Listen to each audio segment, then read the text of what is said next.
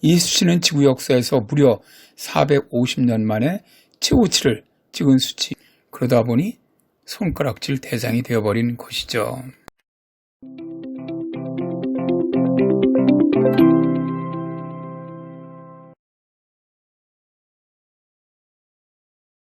억울하다 싶을 정도로 과다하게 욕을 먹고 있는 물질이 이산화탄소죠. 우리는 이제 이산화탄소를 이제 기후위기 주범으로 말하는데요. 그러나 이산화탄소 자체가 문제가 있는 것은 아니죠. 우리는 살아있는 동안 계속 산소를 흡수하고 이산화탄소를 배출하고 있고요. 또 자연 속에 배출된 이산화탄소는 식물들이 흡수해서 성장을 하고 산소를 내뱉어 주고요. 생명체들에게 탄수화물을 공급해 줍니다. 그러니까 이산화탄소가 없다면 인류는 물론이고 지구상의 모든 생명체들이 생존할 수가 없는 것이죠. 그런데 문제는 자연이 스스로 해결할 수 없을 정도로 많은 이산화탄소를 인간이 공기 중에 배출하다 보니까 문제가 생긴 겁니다. 우리 속담에 지나치면 아니한만 못하다는 말이 있지 않습니까? 그러니까 많이 배출된 이산화탄소는 온실 효과를 일으키는 주요 물질이 되었고 그러다 보니 손가락질 대상이 되어버린 것이죠. 이산화탄소 농도는 공기 분자 100만 개 중 이산화탄소가 몇 개인지로 표시를 합니다. 이산화탄소 농도 증가를 이해를 하려면 킬링 곡선 정도는 상식으로 알아두시는 것이 좋습니다. 대기 중 이산화탄소 농도가 심각한 수준으로 증가하고 있다는 것을 확인한 사람이 지구과학계에서 가장 유명한 곡선인데요.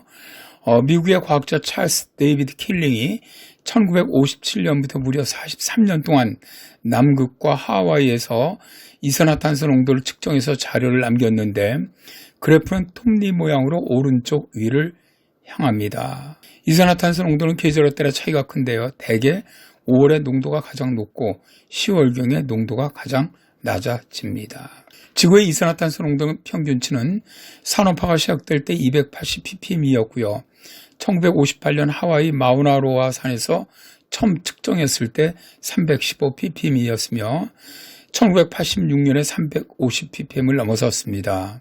그리고 이렇게 이산화탄소 농도가 상승하자 세계적인 기상학자였죠. 제임스 헨스는 2008년에 이산화탄소 농도가 350ppm 수준에서 관리되어야 한다면서 마지막 경고라는 광고를 많은 나라의 주요 신문에 내기도 했습니다. 그의 수치는 385ppm이었는데 불행히도 5년 뒤인 2013년에 400ppm을 넘어섰고요. 최근 3년간 마우나로의 5월 평균값을 보면 2019년에 414.7ppm, 2020년 5월에 417.1ppm, 2021년 5월에 419.1ppm으로 매우 큰 값으로 상승을 하고 있는데 2021년 5월 중 하루 최고 농도는 421ppm을 넘어서기도 했죠. 이 수치는 지구 역사에서 무려 450년 만에 최고치를 찍은 수치이기도 합니다. 미국 해양대기청에서 만든 80만 년 동안의 이산화탄소 농도 변화 그래프입니다. 80만 년 동안 지구의 이산화탄소 농도는 최고 300ppm을 넘은 적이 없었고요.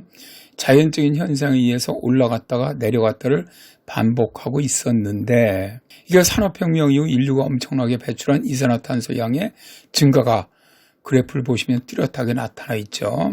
이산화탄소 농도를 획기적으로 줄이지 않는 한 우리에게 기후위기는 더욱더 심각하게 다가올 것으로 봅니다. 자, 미 항공우주국은 2021년 3월에 인간이 지구의 에너지 예산을 균형에서 벗어던지고 있다라는 보고서를 발표를 했는데요. 지구는 끊임없이 스스로의 에너지의 흐름을 균형 있게 조정하려고 노력하고 있는데 인간의 무분별한 이산화탄소 과다 배출로 지구는 균형을 잃으면서 지구온난화가 발생하고 있다는 것이죠.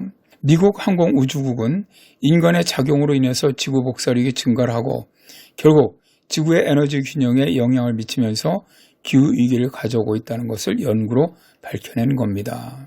연구팀은 인간의 활동으로 인해서 2003년부터 2018년까지 지구의 복사력이 제곱미터당 약 0.5W 증가했다는 사실을 발견했는데 그 증가는 대부분이 발전이라든가 운송, 산업 제조업과 같은 곳에서 나오는 온실가스 배출에 기인하고 있다는 것을 위성 관측이라든가 모델링을 통하여 밝혀내었습니다. 그렇다면 기후위기를 가져오는 온실가스 중에서 이산화탄소가 차지하는 기여율이 어느 정도일까요?